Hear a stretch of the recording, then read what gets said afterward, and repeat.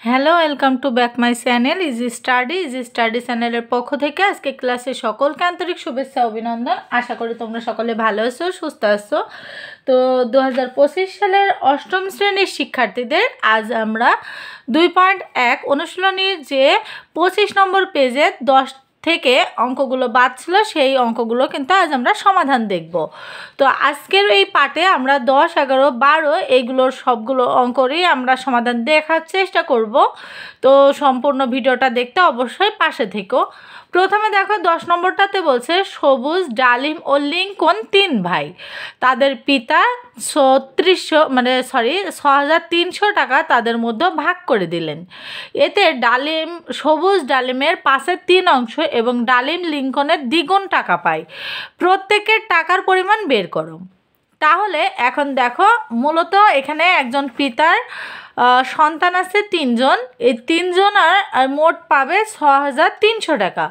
তো এখন এই জায়গায় এই দেখো, সবুজ কিন্তু ডালিমের যে টাকাটা পাবে সেটা হচ্ছে পাশের 3 অংশ, আর ডালিম আবার লিঙ্কনের দ্বিগুণ টাকা পায়। তাহলে প্রত্যেকের টাকার পরিমাণ বের করতে বলেছে, মানে আলাদা আলাদাভাবে আমাদেরকে বের করতে হবে। তাহলে এখানে যেহেতু দেখো লিঙ্কনের টাকার কিন্তু কোনো মানই দেওয়া নেই, জাস্ট এতটুকু দেওয়া আছে যে ডালিম লিঙ্কনের দ্বিগুণ টাকা পায়। ঠিক আছে, তো এখন আমাদের কি করতে হবে? প্রথমত আমরা জানি পাটিগণিত অঙ্কে যদি কোনো কিছুর মান বের করতে বলে আর তার মান যদি না দেয়া থাকে তখন আমরা তাকে ক ধরতে পারি, আর বীজগণিত অঙ্কে কিন্তু এক্স ধরতে পারি, আর মুনাফা বা লাভ ক্ষতির অঙ্কে কিন্তু আমরা 100% ধরতে পারি, তাই না? তো এখানেও এই সেমভাবে আমরা কিন্তু ধরতে পারি যে মনে করি লিঙ্কনের টাকা পাবে বা লিঙ্কন পায় ক টাকা, আর যেহেতু ডালিম লিঙ্কনের দ্বিগুণ পায় তাহলে আমরা লিখতে পারি ডালিম পাবে দ্বিগুণ, তাহলে 2x টাকা বা 2 ক টাকা। ঠিক আছে, তো এখন দেখো আমাদের কিন্তু এই কাজটা আমাদেরকে প্রথমে করতে হবে যে মনে করি লিঙ্কন পাই সমান ক টাকা আর ডালিম পাই ক গুণ 2, যেহেতু ওখানে বলেছে লিঙ্কন পাই ডালিমের দ্বিগুণ, তাহলে হচ্ছে ডালিম অবশ্যই এই যে 2 ক, তাহলে এই যে কর সাথে 2 গুণ করলে তো অবশ্যই 2 ক হয়। তো এখন তাহলে আমাদেরকে কি করতে হবে? দেখো এখন কিন্তু আমাদের এই যে ডালিম আর লিঙ্কনেরটা পেলাম, এখন আমাদের সবুজেরটা বের করতে হবে। তো সবুজ পাই আবার ডালিমের পাশের 3 অংশ, তাহলে এখানে আমাদের বের করতে হবে। দেখো কিভাবে আমরা বের করি। সবুজ পাবে, এখানে আমরা লিখব যে সবুজ পাই বা সবুজ পাবে সমান, এখানে কি আমাদের কিন্তু এই যে সবুজ পাই ডালিমের এত অংশ, তাহলে অবশ্যই ডালিমেরটা আমাদেরকে লিখতে হবে। আর যদি শুধু ডালিমের অংশটা না বলা থাকতো তাহলে কিন্তু আমরা এটা লিখতাম না। কিন্তু প্রশ্নে দেখো, তোমরা যদি একটু খেয়াল করো তাহলে কিন্তু দেওয়া আছে, প্রশ্নেই দেওয়া আছে যে সবুজ পাই ডালিমের এত অংশ। তাহলে এখান থেকে আমাদেরকে কি করতে হবে? এখানে আমরা আবার এইভাবে সাজাতে পারি। তাহলে 2 ক, এখানে 2 কর সাথে এটা তো আবার আমাদের গুণ হয়ে যায়, তাহলে এখানে আমাদের কিন্তু আবার 3 থাকবে। তাহলে এখানে গুণ করলে কিন্তু আমরা এটা পাই যে 3 দুগুণে 6, 6 ক বাই 5, এটাই কিন্তু আমরা পাই। তো এতটুকু পর্যন্ত হলো। এখন আমাদের কিন্তু সবুজের অংশ, ডালিমের অংশ এবং লিঙ্কনের অংশ 3টেই আমরা বের করতে পেরেছি। এখন আমাদেরকে কি করতে হবে? দেখো এই 3টের আবার অনুপাত আকারে লিখতে হবে। তো প্রথমে আমরা আগে সবুজের অনুপাতটা লিখি। সবুজ অনুপাত, তারপরে এখানে ডালিম, তোমরা কিন্তু চাইলে টাকাও লিখতে পারো, কিন্তু আমি শুধু তাদের নামই লিখছি। তোমরা চাইলে সবুজের টাকা, লিঙ্কনের টাকা, ডালিমের টাকা এভাবেও লিখতে পারো। তো এখানে আমাদের দেখো সবুজের কত টাকা পেলাম? সবুজ পেলাম 6 ক বাই 5, তো এখানে লিখলাম। এখানে অনুপাত ছিল, তো অনুপাত। এবার ডালিমের কত? ডালিমের হচ্ছে 2 ক, তাই 2 ক এখানে লিখব। এখানে অনুপাত, তাই অনুপাত দিয়ে দেবো। এবার লিঙ্কন পাই কত? ক, তো কটা দিয়ে দেব। দেওয়ার পরে এখন আমাদের কাজ হচ্ছে, যেহেতু সব সাইডেই কিন্তু ক আছে, তো আমরা তো কটা কমন নিতে পারছি, তাই না? তো ক যদি কমন নিয়ে নিই তাহলে এখানে দেখো ক যদি আমরা কমন নিই তাহলে এখানে আমাদের 6 অনুপাত 5 অনুপাত 2 অনুপাত এখানে ক যদি কমন চলে যায় এখানে 1 থাকে। আমরা কিন্তু প্রথমত জানি যে যেই সংখ্যা বা যেই রাশিটা সবগুলোর মাঝে আছে তার থেকে অবশ্যই কমন নেওয়া যায়, তাই আমরা কটা কমন নিয়ে নিতে পারলাম। আর যদি কমন মানে সবগুলোর মাঝে ক না থাকতো তাহলে কিন্তু কমন নিতে পারতাম না। তো এখন আমাদের করতে হবে কি, এখানে দেখো ক দ্বারা আমরা কিন্তু উভয় পক্ষকে ভাগ করে দেব, তাহলে দিলে আমাদের এই কটা উঠে যাবে।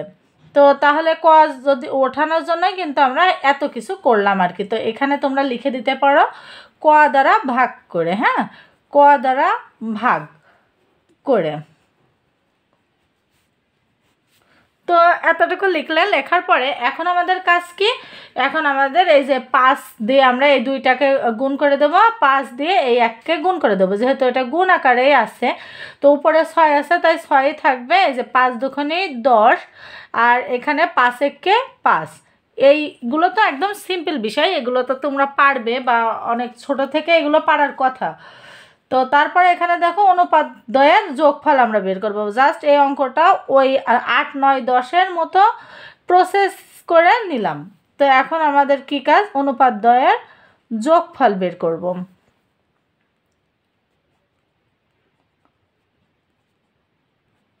তো এখন আমাদের দেখো এখানে যে আমাদের ছিল 6 যোগ 10 যোগ 5, তো এটা যোগ করলে কিন্তু আমাদের আসে 21।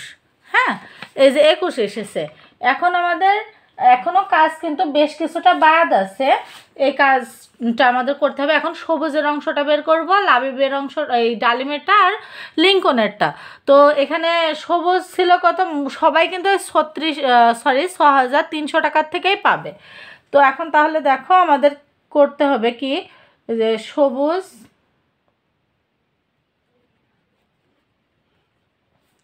পাবে। তো এখানে সেই 6,300 টাকা লিখব। এর কত অংশ বলো তো, এর কিন্তু এই যে এখানে আমাদের এই যে সবুজের অংশটা কত, 6, তাহলে অবশ্যই আমাদের কিন্তু ওই জায়গায় 6-এর 21 লিখতে হবে, কারণ 21ও সবার মাঝেই হবে। তো 21-এর 6। তো এখন আমাদের কি করতে হবে, এখন আমাদের একটা কাজ আছে, সেই কাজটা হচ্ছে এই 21 দিয়ে 63,000-কে ভাঙতে হবে, মানে কাটাকাটি করতে হবে। তো এই কাটাকাটিটা কিন্তু অনেকেই পারো না, হ্যাঁ, এই কাটাকাটিটা অনেকেই পারো না। তো এই কাটাকাটিটা একদমই সহজ, চলো একটু শিখে আসি। তো এখানে যদি আমরা করি, ধরো এই জায়গায় আমি নোট করে তোমাদেরকে দেখাচ্ছি। এই জায়গায় আমি 21 দিলাম আর এখানে আমি এই যে 63,000 দিচ্ছি। তাহলে এখানে 2টা সংখ্যা আছে, এখানে আমি 2টা সংখ্যার মধ্যে গুণ করার চেষ্টা করব। তাহলে 21-কে যদি আমরা 2 দ্বারা গুণ করি তাহলে কত পাবো বলো তো। 21-কে 2 দ্বারা গুণ করলে কিন্তু আমরা জানি 21 দুগুণে 42, তাই না? আর এই 21-কে যদি আমরা 3 দ্বারা গুণ করি তাহলে কিন্তু আমরা 63 পাই। তো এখানে 3 দ্বারা গুণ করলে এখানে 63 পেয়ে যাব। তো এটা মিলে যায়, আর এই যে 2টা শূন্য থেকে যায়, এই 2টা শূন্য কিন্তু আমরা এখানে বসাতে পারি। তো এখানে অনেকেই ভাবছো যে কিভাবে বসালাম, এই শূন্য ধরো আমি এখানে নিলাম, নেওয়ার পরে এই শূন্যটা এখানে নিলাম, নেওয়ার পরে এইভাবে করা যায়। হ্যাঁ, তো তোমরা যদি চাও ক্যালকুলেটারও করতে পারো। তো আশা করি বুঝতে পারবে যে কিভাবে এইটা কাটাকাটি করতে হয়। তো এখানে এই যে 300টা আমি দেবো, দেওয়ার পরে এখন এই যে উপরে 300টা হলে এই 300-র সাথে কিন্তু 6 গুণ হবে। তাহলে 300-র সাথে যদি আমি 6 গুণ করি তাহলে কত হবে, 3 6 18। তাহলে এখানে আমরা অ্যান্সার পাবো 1800 টাকা। তাহলে সবুজ পাবে কত, 1800 টাকা। এখন আমাদের কি ডালিমেরটা বের করব। ডালিম পাবে দেখো সেমভাবে কিন্তু বের করব। এখানে এই যে 63,000, এখানে এর মানে 6,300, সরি 63,000 বলাটা ঠিক হয়নি। এখানে ডালিমের অংশটা কত ছিল, 10। তো এখানে আমাদের এই যে 10 আর এখানে আমাদের 21। তাহলে 21 দিয়ে 63-কে যতবারই কাটবে এখানে 300-ই আসবে। তো 300 দ্বারা কাটলে কিন্তু এখানে আমরা অ্যান্সার পাবো কত বলো তো, 3,000। কারণ এই যে 300-কে আবার 10 দ্বারা গুণ করতে হচ্ছে, মানে এই সাইডটা হবে কি বলো তো, ভাগ। আর এখানে যে কাটাকাটি করে যে অ্যান্সারটা আসছে সেইটার সাথে উপরেরটা আবার হবে গুণ। আশা করি বুঝতে পেরেছো। এখন আমাদের কি লিঙ্কন পাবে। হ্যাঁ, লিঙ্কনেরটা আমরা বের করব, যে লিঙ্কন লিঙ্কন কত ছিল বলো তো? এই যে এখানে দেখো তো, খেয়াল করে, লিঙ্কন কিন্তু 5 অংশ ছিল। তাহলে এই যে 63,000, সরি আবারও সেই একই কথা হয়ে যাচ্ছে, 6300, তারপর এখানে 5-এর 21। তো 21 দিয়ে আমরা যদি এই যে 6300-কে কাটি, এখানে আবারও 300 পাবো। এবার 300 দিয়ে যদি 5-এর গুণ করি তাহলে আমরা এখানে 1500 পাবো। তাহলে কিন্তু আমরা পেয়ে গেছি আমাদের অঙ্ক, যে সবুজ পাবে 1800 টাকা, ডালিম পাবে 3000 টাকা, লিঙ্কন পাবে 1500 টাকা। দেখো অঙ্কটা কিন্তু অনেক অনেক সহজ ছিল। হ্যাঁ, অঙ্কটা অনেক সময় ধরে করিয়েছি, কিন্তু একটু ভেঙে ভেঙে করানোর চেষ্টা করেছি যাতে তোমরা সহজে বুঝতে পারো। তো এবার চলো আমরা পরের অঙ্কটা দেখে আসি। পরের অঙ্কটাতে দেখো দিয়েছে 10 নম্বরটা করলাম। এবার 11 নম্বরটাতে আরও সহজ। তামা, দস্তা ও রূপা মিশিয়ে এক রকমের গহনা তৈরি করা হলো। ওই গহনার তামা ও দস্তার অনুপাত 1:2 এবং দস্তা ও রূপার অনুপাত 3:5। 19 গ্রাম ওজনের গহনায় কত গ্রাম রূপা আছে? তাহলে এখন আমাদের কি করতে হবে? প্রথমে যে তামা আর দস্তার অনুপাতটা লিখতে হবে। এবার দস্তা আর রূপার অনুপাতটা লিখতে হবে। লেখার পরে ধারাবাহিক অনুপাতে আমাদের এদেরকে প্রকাশ করতে হবে। করার পরে কিন্তু অঙ্কটা একদম ইজি হয়ে যাবে। চলো অঙ্কটা সমাধান করি। তো এখানে প্রথমেই আমরা লিখব, দেখো এখানে প্রথমেই কিন্তু যেহেতু 11 নম্বর করব, তো 11 নম্বর দেওয়ার পরে এখানে আমাদের তামা ও দস্তা ছিল, দস্তা সমান 1:2, তাই না? আর এবার দস্তা ও রূপার অনুপাত ছিল কত বলো তো? 3:5। এখন আমরা কিন্তু এই অধ্যায়ের শুরুতেই ধারাবাহিক অনুপাত বলে একটা বিষয় শিখে এসেছিলাম, তাই না? সেই ধারাবাহিক অনুপাতটাই করতে হবে। ধারাবাহিক অনুপাতটার ক্ষেত্রে এইটা ছিল পূর্ব রাশি আর এটা ছিল উত্তর রাশি। তো প্রথম অনুপাতকে আমাদের দ্বিতীয় রাশির পূর্ব রাশি দ্বারা গুণ করতে হবে উভয় পক্ষকে, আর দ্বিতীয়টার ক্ষেত্রে প্রথমটার উত্তর রাশি দ্বারা উভয় পক্ষকে গুণ করতে হবে।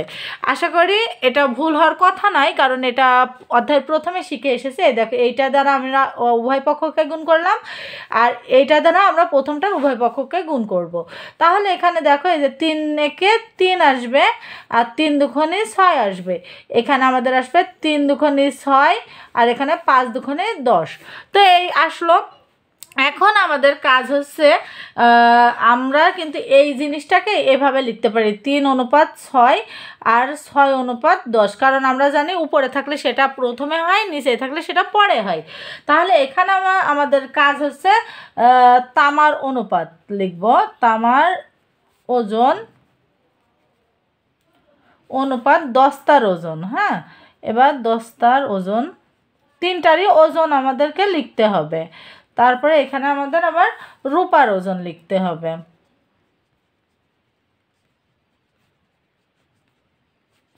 তো এখন আমাদের তামার ওজন কত ছিল বলো তো? 3। এবার অনুপাত ছিল তাই 3 অনুপাত দিলাম। এবার দস্তার অনুপাত কত? 6। তারপরে দেখো রূপার অনুপাত কত ছিল? রূপার অনুপাত কিন্তু আমাদের ছিল 10। তো এখন তোমরা অনেকেই বলতে পারো, ম্যাম এখানে তো 4টা অনুপাত আসলো, আপনি 3টা কীভাবে নিলেন?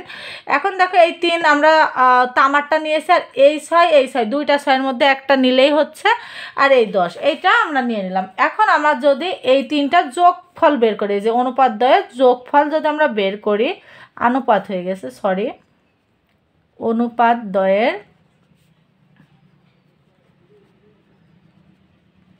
যোগফল বের করব। তাহলে এখন আমাদের কি করতে হবে? এই 3টেরই, এই যে 3 যোগ 6 যোগ 10, এই 3টেই যদি আমরা যোগ করি তাহলে আমরা পাবো কত? 19, তাই না? 19 পাবো। এখন দেখো অঙ্ক কিন্তু এতটুকুই সীমাবদ্ধ ছিল না। অঙ্ক ছিল এই যে 19 গ্রাম ওজনের গহনায় কত গ্রাম রূপা আছে। তাহলে আমাদের একটা তো ওজন দেয়াই আছে, তাই না? আরও একটা ওজন পেয়ে গিয়েছি। তাহলে আমরা লিখব 19 গ্রাম গহনায়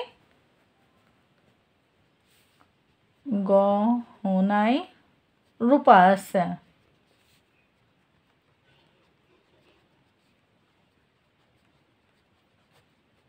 রূপা আছে। এবার তাহলে কি এই যে 19 গ্রামের ভিতরে বের করতে হবে না? তো এখানে আমাদের গ্রামের এবার 10-এর 19 বের করতে হবে। এই যে 10-এর 19, 10-এর 19টা কেন হলো দেখো তো? এই যে রূপা কোথায় ছিল দেখো, এই যে তামার অনুপাত কত ছিল 3, দস্তার অনুপাত কত ছিল 6, আর রূপার অনুপাত কত ছিল 10। তাই আমরা এখানে 10 দিয়েছি। তো এখন যদি 19 আর 19 কেটে দিই তাহলে এখানে 1 আসবে, 1-এর সাথে 10 গুণ করলে তো সেই 10ই আসবে, তাই না? তো 10-একে 10, তাহলে আমাদের অঙ্কটার সঠিক অ্যান্সার হবে যে এই গহনায় রূপার অনুপাত ছিল 10 গ্রাম। আশা করি তোমরা বুঝতে পেরেছো। আর ভিডিওটা তোমাদের কেমন লেগেছে অবশ্যই কমেন্ট করে জানিও। ভিডিওটা যদি ভালো লেগে থাকে অবশ্যই চ্যানেলটাকে একটু সাবস্ক্রাইব করে দিও। আর আমার যদি কোনো রকম ভুল ত্রুটি থেকে থাকে অবশ্যই ক্ষমা সুন্দর দৃষ্টিতে দেখো। আর কোন কোন বিষয়ের উপর ভিডিও পেতেছো অবশ্যই কমেন্ট করো। আজকের মতো এখানে বিদায় নিচ্ছি। ধন্যবাদ সকলকে।